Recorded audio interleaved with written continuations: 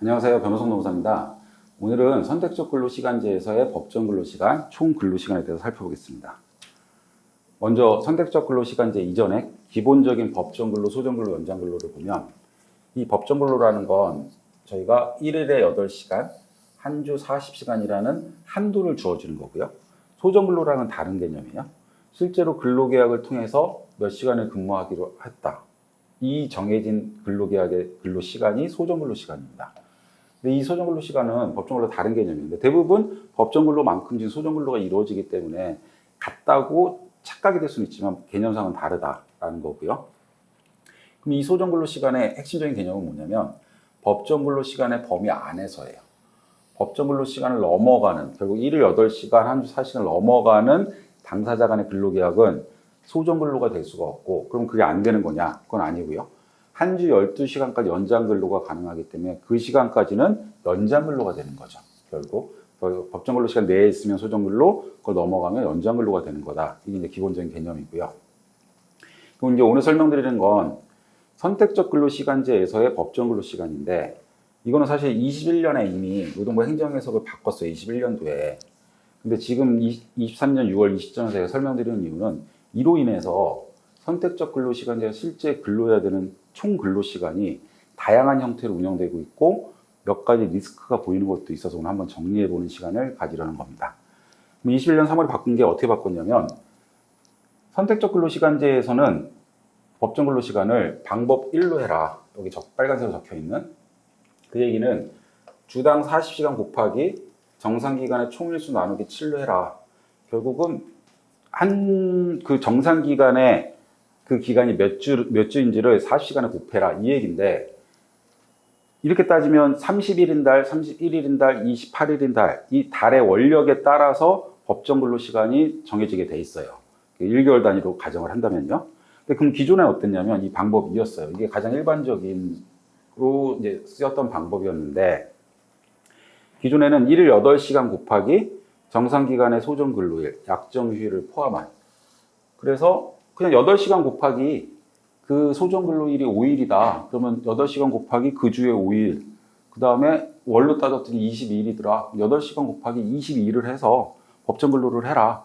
이게 그냥 기존의 방식이었고, 실제 총 근로는 그러면 그 22일 중에 휴일이 주중에 빨간 날이 있는 걸 빼라. 그러면 그게 실제 근로해야 될 시간이다. 그러니까 법정 근로 내에 당연히 들어왔었어요. 그래서 총 근로가 문제가 없었어요.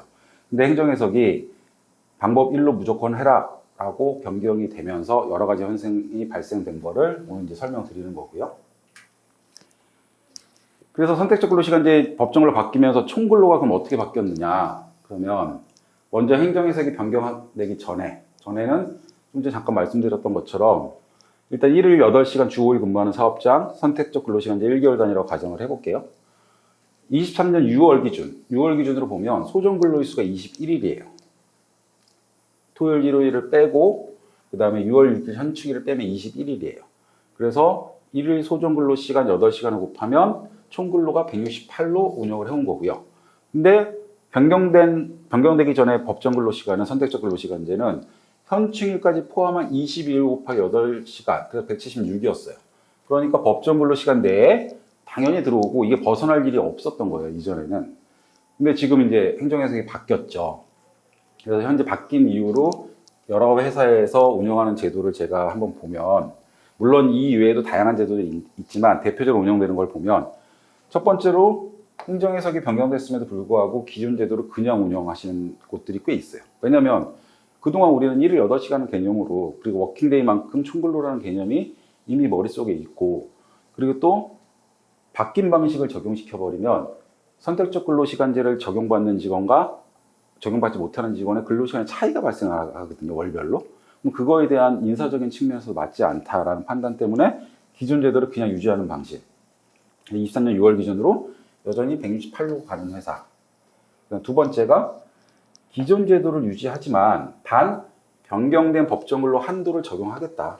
가장 정석적인 방법입니다. 2번이. 저는 이제 2번을 권유드리는데 1번은 뒤에서 나오지만 법률적 리스크가 살짝 나오거든요. 2번, 기존 제도를 유지하면서 법정근로 한도를 초과하면 그 달에는 그만큼 하겠다. 그런데 6월 기준으로 보면 그 168시간이 법정 한도를 초과하지 않아요. 매 30일인 달에는 한도 계산해 보면 171.4시간이 나오거든요. 한도를 초과하지 않기 때문에 6월 기준으로는 1번과 2번 방식은 사실은 똑같고 법적 문제가 없는 건 똑같아요. 저 171.4가 나오는 건 40 곱하기 30 나누기 7 이러면 이제 171.4예요. 그 다음 세 번째 방식이 변경된 법정 근로 시간을 따르겠다. 선택적 근로시간제에서는. 그래서 변경된 법정 근로 시간에서 저희가 소정 근로일 중에 유급휴일이 껴있으면 그날은 쉬어야 되는 거잖아요. 그래서 변경된 법정 근로 시간에서 주중에 빨간 날을 제외하겠다. 토요일을 무급휴일, 일요일을 유급주일인 회사에 가정을 해서 말씀드리는 거예요. 주중에 빨간 날은 제외하겠다. 그러면 6월 기준으로 171.4라는 법정 근로에서 6월 6일 현충일이 이제 주중에 빨간 날이었거든요. 8시간을 빼겠다. 163.4로 운영하겠다.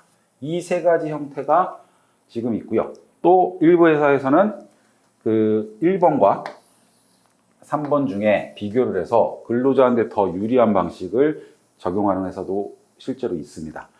근데 이런 현상들이 있는데 그럼 딱 봐도 다르죠. 168과 163.4. 그럼 이 현상을 6월이 아닌 24년 전체로 한번 놓고 보면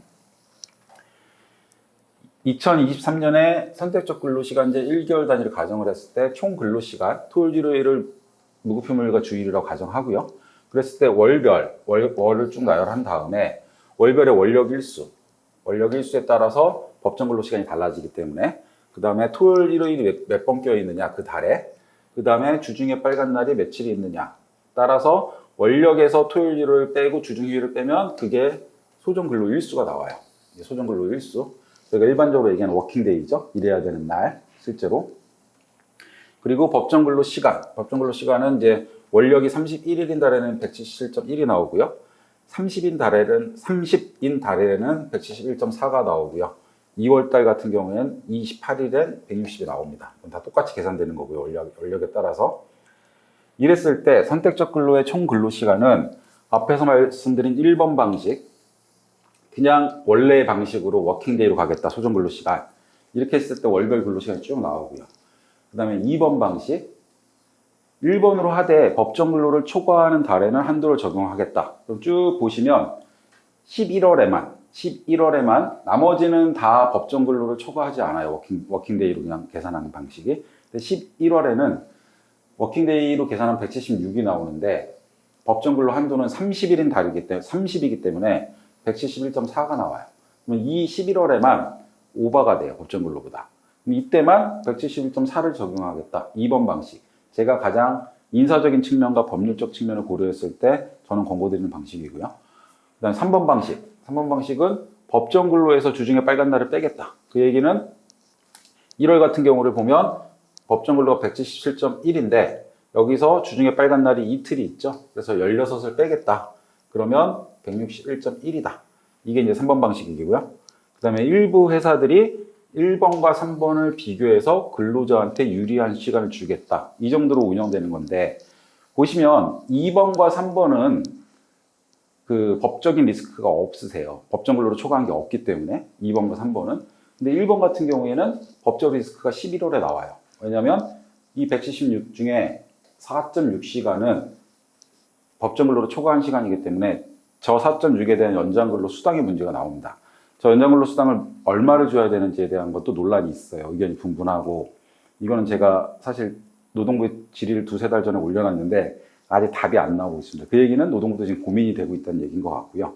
그래서 답이 나오면 저게 얼마를 줘야 되는지에 대해서는 다시 한번 말씀을 드릴 예정이고요.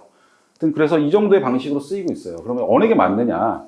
법적으로 보면 2번, 3번 둘 다 문제 없고요. 그러면 2번 아니면 3번 하는 게 법적으로 맞고요. 근데 저는 이제 인사적인 측면에서 일단은 기존의 8시간을 워킹데이 곱하기 8이라는 개념이 3번은 안 나오거든요. 그래서 이 3번의 방식은 일반적인 직업문제는 설명을 하기가 좀 어려워요. 이해하기가. 그리고 제일 큰 건 저는 선택적 근로시간제를 다 같이 쓰고 있다면 모르겠는데 일부는 쓰고 일부를 안 쓰고 있는 회사에서는 그 선택적 근로제를 적용받는 직원과 안 적용받는 직원이 월별로 근로시간의 차이가 발생을 해요. 꼭 손해보는 느낌이 나는 거죠. 사실 밑에 개를 보시면 여기 1984시간, 1979시간, 1990시간에서 1번과 3번은 사실 거의 동일해요. 그 해에 토요일, 일요일이 몇 번 껴있냐에 따라서 올해 같은 경우에는 3번이 더 많아 보이는데 이게 연도별로 거의 평균에 수렴하게 돼 있거든요. 거의 같다예요. 1번과 3번은. 근데 월별로 차이가 생기기 때문에 손해보는 느낌을 줄 수가 있고 계산 방식이 복잡해서 이해시키기가 힘들어서 사실은 변경된 행정해석이 맞냐 틀리냐라는 그 논란 자체가 있거든요. 사실. 그래서 이걸 이해시키는 게 사실 힘들어요. 직원분들은. 그럼 수용성이 떨어지는 인사제도가 되거든요. 그럼 수용성이 약하고 형평성에 문제가 생기지 않을까. 그래서 저는 개인적 의견으로 3번이 법률적 문제는 없지만 별로 저는 권유드리는 방식이 아니고 기존에 우리가 8시간이라는 워킹데이 방식을 쓰면서 법적 리스크를 제어할 수 있는 2번 방식을 권고드리고 싶은데 사실은 1번을 그냥 쓰는 것도 가능한 회사들이 있어요. 이 4.6시간이라는 1년에 한 번밖에 안 나오거나 안 나올 수도 있는 저 부분을 그냥 우리 연장으로 쓰면 지급하겠다. 추가로. 이렇게 생각을 하거나 아니면 포괄임금이 이미 잡혀 있어 저 정도는 포괄임금으로 커버가 된다. 아니면 저 정도는 따로 보상휴가로 가겠다. 이런 방식으로 해서 1번 방식을 쓰는 것도 가능한데 사실은 이제 1번을 제대로 운영하면서 인지를 못하고 계시면 리스크가 있다는 건 인지를 하셔야 되니까 오늘 한번 말씀을 드리는 거고요. 그 다음은 이제 이런 내용이 선택적 근로시간제를 쓰시면 대부분 자체 ERP를 쓰시든 자체 근로시간 시스템을 쓰시든 외부에 오픈되어 있는 퍼블릭 근로시간 시스템을 쓰시든 선택적 근로시간제는 사실 시스템에서 관리가 안 되면 운영하기 힘들기 때문에 대부분 시스템을 쓰세요. 그럼 제가 보는 현상은 또 그 시스템은 다양하잖아요. 다양한 시스템에서 설정하는 방식이 다 의도가 다른데 그걸 잘못 적용시키면 결국 설정의 의도를 파악 못하면 우리 회사의 실제 운영 현황랑 안 맞는 또 총근로 시간이 산출되는 경우도 나와서 한번 꼭 지금 쓰고 계시는 시스템의 총근로 시간 산출력이 어떤 방식을 쓰고 있는 건지 우리가 제대로 적용하는 체크해 보셨으면 좋겠다라는 의미로 말씀을 드리는 건데 여기 지금 이렇게 노란색 체크박스 안에 들어와 있는 이 부분은 저희 농업원 예성에서 지금 운영하고 있는 인사로라는 시스템이 있어요. 인사 ERP 오픈형인데 그 시스템에서 저희 시스템에서 설정하는 방식이에요. 한번 예를 들어 설명을 드리면 저희 시스템에는 이제 일단 방법 1이라고 해서 한 주 법정 근로 시간 곱하기 정상기간 여기수 나누기 7. 이거는 변경된 행정해석의 법정 근로 시간이죠. 그 다음에 방법 2라고 해서 일별 소정 근로 시간에 합해서 근무일 중 휴일로 지정된 날을 제외하겠다. 이 얘기는 저희가 워킹데이에 대한 근로 시간을 얘기하는 거죠. 그 전통적인 저희가 방식, 이 변경된 행정에서 이전에 일반적인 총근로 시간 방식, 그거는 2번이라고 놓고요. 그러면 방법 1과 방법 2를 조합을 해서 총 4가지를 선택할 수 있게 해놨습니다. 첫 번째는 항상 방법 1이다. 그럼 변경된 행정 해석만 적용한다. 이거는 지금 모든 회사가 법정 공휴일이 의무화가 됐기 때문에 이제는 적용할 수 없는, 의미가 없는 방식이고요. 두 번째 동그라미를 보시면 방법 2를 적용하되 단 최대값을 방법 1로 제한하겠다. 이게 앞 페이지에서 2번 방식. 결국 소정근로시간으로 하되 법적 한도를 적용하겠다. 이게 제가 가장 권고드리는 방식. 그 다음에 세 번째 동그라미를 보시면 항상 방법 2. 이 얘기는 앞 페이지의 1번 방식. 우리는 11월에 대한 리스크는 있지만 그걸 다른 방식으로 제어할 수 있다. 그래서 그냥 소정근로시간 워킹데이로 가겠다. 주중에 빨간 날을 제외한 소정근로시간으로 가겠다가 방법 2. 그 다음에 네 번째 동그라미가 방법 1에서 그러니까 법정근로시간, 변경된 법정근로시간에서 근무일 중 휴일로 지정된 날을 제외하겠다. 앞 페이지의 3번 방식. 그래서 변경된 법정근로에서 주중휴일을 제외하겠다. 이런 설정인데 회사마다 운영 방식이 다르잖아요. 그럼 운영 방식이 다르다면 이 중에 어떤 걸 우리 회사에 적용시킬 거냐를 꼭 알고 적용을 시켜야 된다라는 걸 말씀을 드린 거고요. 여기까지 다 말씀을 드렸고 제가 실제로 저 행정해석이 바뀐 지가 이제 2년 정도가 지났는데 아직 이제 바뀐 행정해석이 실제로 영향을 미치는 곳도 있고 저 바뀐 행정해석을 잘 모르시고 총근로시간을 여전히 동일하게 운영하는 몇 가지 한 4-5가지 형태가 다양하게 운영되고 있고 실제로 시스템을 쓰면서 우리의 운영 형태랑 맞지 않는 시스템을 쓰는 경우도 봐서 이걸 한번 오늘 정리하는 시간을 가졌습니다. 다음에 아까 11월에 연장근로수당 4.6시간이 나오는 그 경우에 얼마를 줘야 되는지에 대한 노동부 답변이 나오면 다시 한번 인사드리도록 하겠습니다. 감사합니다.